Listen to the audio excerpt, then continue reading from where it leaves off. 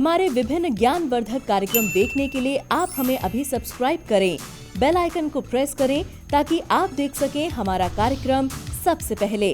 और अधिक जानकारी के लिए फेसबुक पेज को लाइक करना न भूलें। नमस्कार, आप सभी का इस खास कार्यक्रम में हम हार्दिक अभिनंदन करते हैं।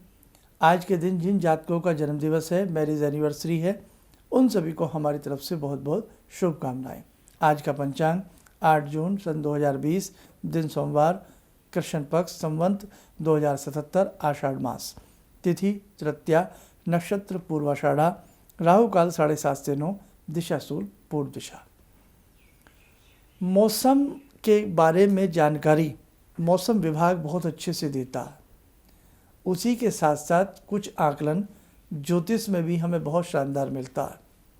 हमारे प्राचीन ग्रंथ नाना भांति की भविष्यवाणियाँ करने में किसी भी एस्ट्रोलॉजर को बहुत मदद करते हैं, लेकिन मात्र अच्छे से कैलकुलेशन करनी आनी चाहिए तो बहुत कुछ निकल करके आता है। मैं अभी मौसम के बारे में आपसे बात करूंगा, क्योंकि इस वर्ष बहुत लोगों को भ्रांति है कि ये वर्ष कैसा जाने वाला है, इस वर्ष में क्या होगा। बहुत सारी चीज़ें ख़ास तौर से मौसम को लेकर के मैं आपको कुछ ऐसे संकेत भी बताऊंगा जो आपके बहुत काम आएंगे और जो हमारे प्राचीन ग्रंथों में छिपे हुए हैं। कार्यक्रम को पूरा देखें, ध्यान से देखें और समझें कि हम कहना क्या चाहते हैं। अब इससे पहले कुछ मैं आपको पीछे लेकर के चलता हूँ। संवत हर वर्ष प्रथम नवरात्र के आसपास, सबको मालूम है, बदलता है शुक्ल पक्ष की प्रतिपदा को। हम संवत 2077 में इस समय हैं। जब संवत चेंज होता है तो उस वक्त राजा और मंत्री, हर संवत के राजा और मंत्री होते हैं, उससे भी हम बहुत सारे हिसाब निकाल लेते हैं। अब इस वर्ष के मार्च में जब संवत ये हमारा बदला तो उस वक्त बुध राजा हैं और चंद्रमा इस संवत के मंत्री हैं इस बार। और ये कब तक रहेगा? 2077 संवत। अब 2021 में जब नवरात्र आते हैं, चैत्रीय नवरात्र आते हैं, तब हमारा संवत बदलता है, जैसे कि इस बार बदला है चैत्रीय नवरात्र में। अब उतनी लंबी समय के लिए, अभी कौन सा महीना चल रहा है? अभी तो ये जून चल रहा है, अभी तो लंबा समय है। तो मंत्री हर वर्ष जब संवत चेंज होता है तो मंत्री और राजा हर वर्ष बदलते हैं। उन्हीं के हिसाब से सर्दी, गर्मी, बरसात और बहुत सारे आकलन निकालने वाले हमारे बहुत ज्ञानी एस्ट्रोलॉजर निकाल लेते थे। आज भी ऐसा नहीं है, आज भी बहुत रिसर्च इस सब्जेक्ट के ऊपर हो रही है। तो उसमें से मैं आपको कुछ बात समझाना चाहता हूँ। अब ये वायरस चल रहा है। अब वायरस का जो इसका वार है, छाती पे, गले पे किस प्रकार से इन्फेक्शन होता है, सबको मालूम है। अब इस वर्ष के जो राजा और मंत्री हैं, ये मैंने पहले भी सारी बातें बताई थी, लेकिन छोटी सी बातें भी, थोड़ा सा 1-2 मिनट का समय लूँगा, उसके बाद फिर मैं मौसम पे आ जाऊँगा। इस वर्ष के जो राजा हैं वो कौन हैं? वो बुध हैं, मंत्री चंद्रमा है। और इसी के साथ साथ ज्योतिषीय गणना में या ज्योतिषीय सब्जेक्ट के हिसाब से दोनों एक दूसरे के शत्रु हैं। अब राजा और मंत्री की यदि शत्रुता होगी, आपस में बैर होगा, तब सत्ता किस प्रकार की चल सकती है? अनुभव करिए, सोचिए। भाई, ना राजा की मंत्री से बनती, ना मंत्री की राजा से बनती, और जबकि बननी चाहिए, एक होंगे दोनों, तभी डिसीजन या बहुत सारी चीज़ें अच्छी हो सकती हैं। चंद्रमा जल के सूचक हैं, चंद्रमा चेस्ट इन्फेक्शन करते हैं, चंद्रमा कफ कारक हैं। ऐसा नहीं कि चंद्रमा करते हैं, मतलब ये सांकेतिक भाषा है। अब चंद्रमा जिस व्यक्ति के बहुत कमज़ोर होंगे, ऐसे बच्चे अक्सर निमोनिया के शिकार हो जाते हैं। ऐसे बच्चों को अक्सर एलर्जी बनी रहती है। ऐसे बच्चे कफ, कोल्ड, सर्दी, गर्मी ज़्यादा खाते हैं। ऊपर से बुध गले के सूचक हैं, वाणी के सूचक हैं, एक दूसरे के दोनों विरोधी हैं। उसकी चीज़ें कुछ ठीक होंगी तो उसकी बिगड़ेंगी, उसकी ठीक होंगी तो उसकी बिगड़ेंगी। और इस बीमारी का ताल्लुक देखिएगा कि साथ छाती में भी पकड़ होती है, सांस में दिक्कत आती है, गले में पकड़ होती है, और दोनों ही इस बार के जो संवत के राजा और मंत्री हैं एक दूसरे के विपरीत हैं। कितनी चीज़ें अगर सोचे तो निकल करके आती हैं। और मेरे दर्शकों, उस हिसाब से यदि हम देखें, ये मैं आपको डरा नहीं रहा हूँ, ये एक कैलकुलेशन मैं आपके साथ मिल करके साझा कर रहा हूँ।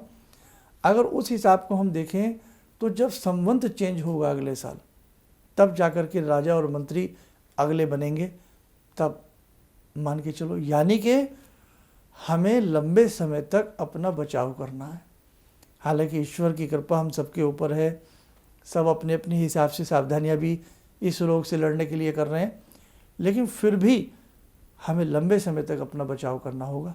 अगर हम इस प्रकार के ग्रहों का तालमेल समझें और देखें तो खैर, ये तो एक छोटी सी बात मैंने आपको बताई।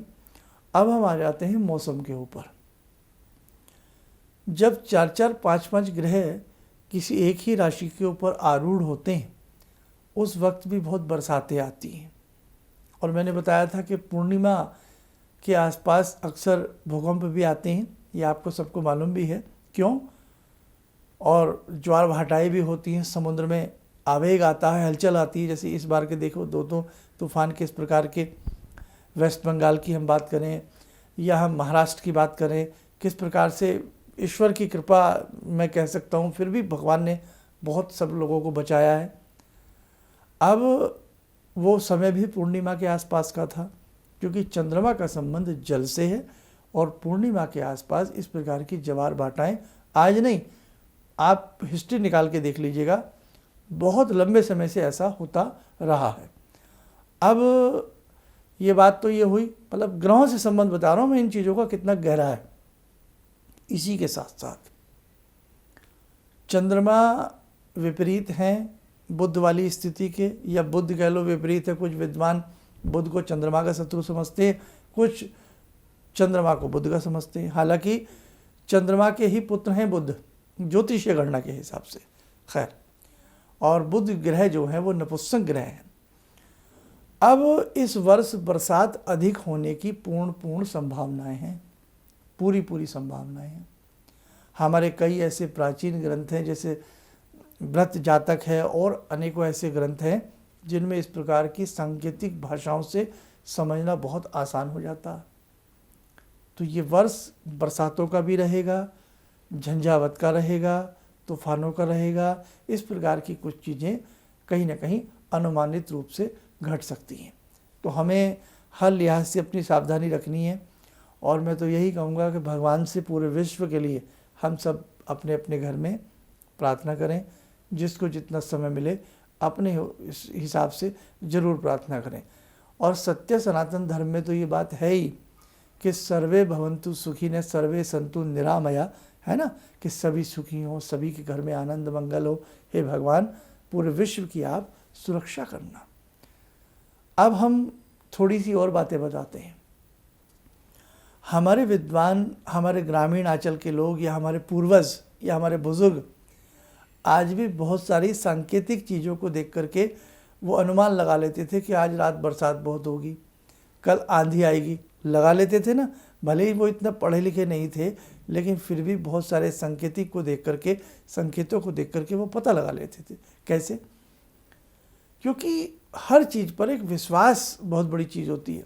अब हमारे ग्रंथों में छोटी छोटी बातें हैं, लेकिन उन बातों के अर्थ बहुत बड़े बड़े निकलते हैं, हमें संकेत देते हैं। जैसे हमारे बुजुर्ग भी कहा करते थे, अरे आज तो गुरैया धूल में लोटपोट हो रही है। मतलब ग्रह गोदी का चिड़िया, जो चिड़िया होती है, वो अगर धूल में ऐसे अपने आप को धूल स्नान कराए, मिट्टी स्नान कराए, तो बरसात बहुत शीघ्र होती है। दादुर टर कने, मेंढक बहुत ज़्यादा टर कने, तो बहुत शीघ्र बरसात होती है।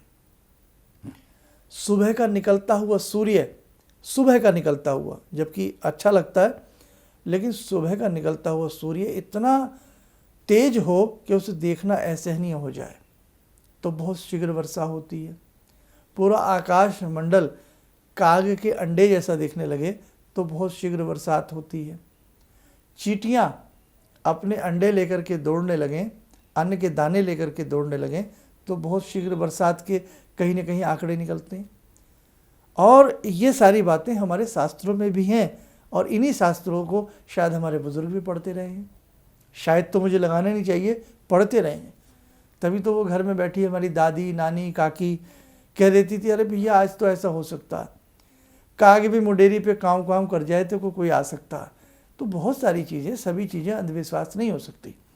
भारतीय जो सभ्यता हमारी रही है, हम कृषि प्रधान देश के साथ साथ हमारा जो भूगोल रहा है या हमारा जो इस प्रकार की ज्योतिषीय विद्याएं, वेदों का पठन पाठन, गुरुकुल की बहुत सारी विद्याएं, तो ये कहीं ना कहीं हमारे देश में इस प्रकार की सोच बहुत गहरी रही है।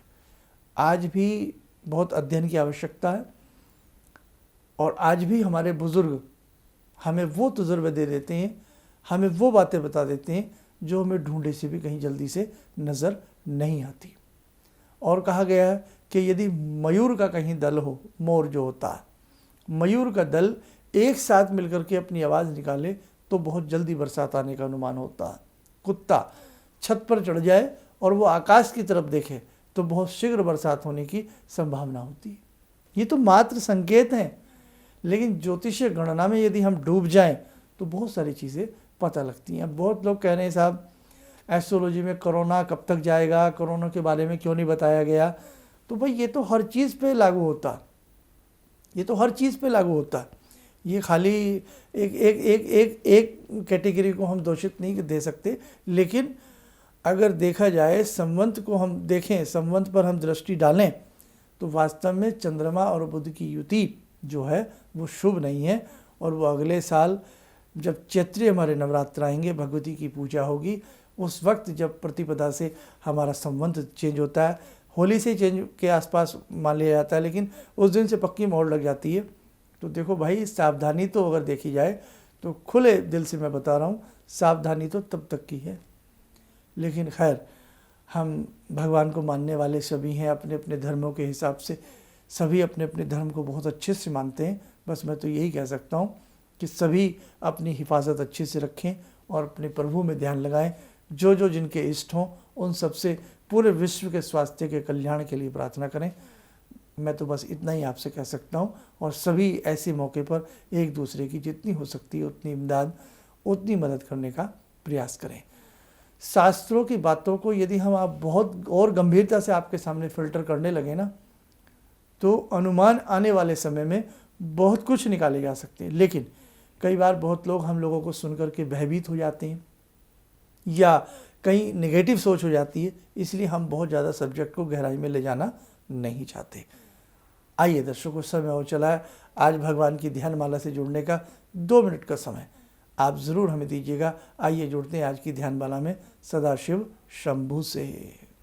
ओम आत्मा त्वं गिरिजामति सहचरा प्राणा शरीरं गृहं पूजा ते विषयोपभोग रचना निद्रा समाधिस्थिते संचारा पदयो प्रदक्षिण विदेः श्रोत्राणि सर्वागिरो यद्यात् कर्म करोमि तद्दखिलं शम्भोस्तवाराधनम् चन्द्रोद्भासितशेखरे स्मर हरे गंगाधरे शंकरे सर्पे भूषितकण्ठकर्णविवरे नेत्रोत्तवे स्वानरे दन्ते त्वकृतसुन्दरां वरदरे त्रैलोक्यसारे हरे मोक्षार्तिं कुरु चित्तवृत्त्यमचलं मन्येस्तु किं कर्म वे वन्दे देव उमापतिं सुरगुरुं वन्दे जगत्कारणं वन्दे पन्नगभूषणं मृगधरं वन्दे पशूनां पतिं वन्दे सूर्यशशाङ्कवह्निनयनां वन्दे मुकुन्दप्रियं वन्दे भक्तजनश्रयं च वरदां वन्दे शिवं शङ्करम् ॐ कर्पूरगौरं करुणावतारं संसारसारं भुजगेन्द्रहारं सदा वसन्तं हृदयारविन्दे भवं भवानी सहितं नमामि भवं भवानी सहितं नमामि। कवच बनाएं, ध्यान करें, भगवान शिव का आशीर्वाद हम सबके ऊपर बरस रहा है।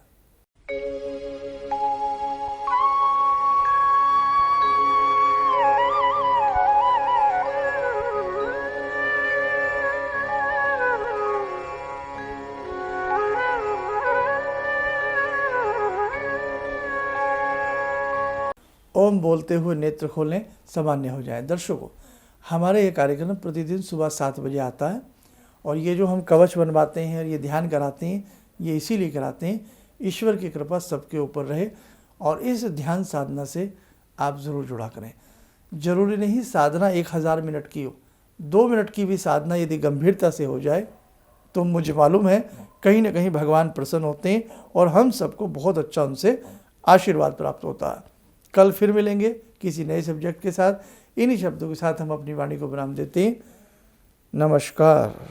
गुरु जी से मैं तब से जुड़ा हूँ जब से वो एक चैनल आती थी P7, उसी से मैं जुड़ा हुआ था। और गुरुदेव से हमारी जब मुलाकात हुई तो मैं आश्चर्यचकित रह गया जब उन्होंने हमसे बताया कि आपके साथ ऐसे ऐसे हुई। तो मैं इतना आश्चर्य हो गया कि इन्हें कैसे मालूम, और इतना बढ़िया इन्होंने बताया जिसके वजह से मैं आज तक उनसे प्रभावित हूँ। और इनका बताने का शैली वगैरह इतनी बढ़िया है जो हम अपने क्लास के टीचर से भी उतना बढ़िया नहीं समझ पाते थे। ये हमें बहुत पसंद आई। और दूसरी बात कि इनके साथ जितने भी मैं जब से जुड़ा रहा, जो भी समस्या आई, मैं बहुत ही अच्छा तरह से मेरे सॉल्व होते चले गए। और आज तक मैं उनके आशीर्वाद से मैं बहुत सुखी हूँ। और मैं यही कहूँगा, सभी लोगों से आग्रह करूँगा कि ये पहले इनकी बात करें, समझें, देखिए कैसे उन्होंने अपना रूप दिखाया। और मैं इनसे बहुत प्रभावित हूँ और मुझे बहुत ही फायदा हुआ है। किसी भी समस्या के समाधान के लिए मिले प्रसिद्ध हस्तरेखा एवं वास्तु विशेषज्ञ प्रोफेसर धर्मेंद्र शर्मा जी से। नोट: शिविर में भाग लेने हेतु एवं व्यक्तिगत रूप से मिलने के लिए कॉल करने का समय सुबह 10 बजे से शाम 6 बजे तक।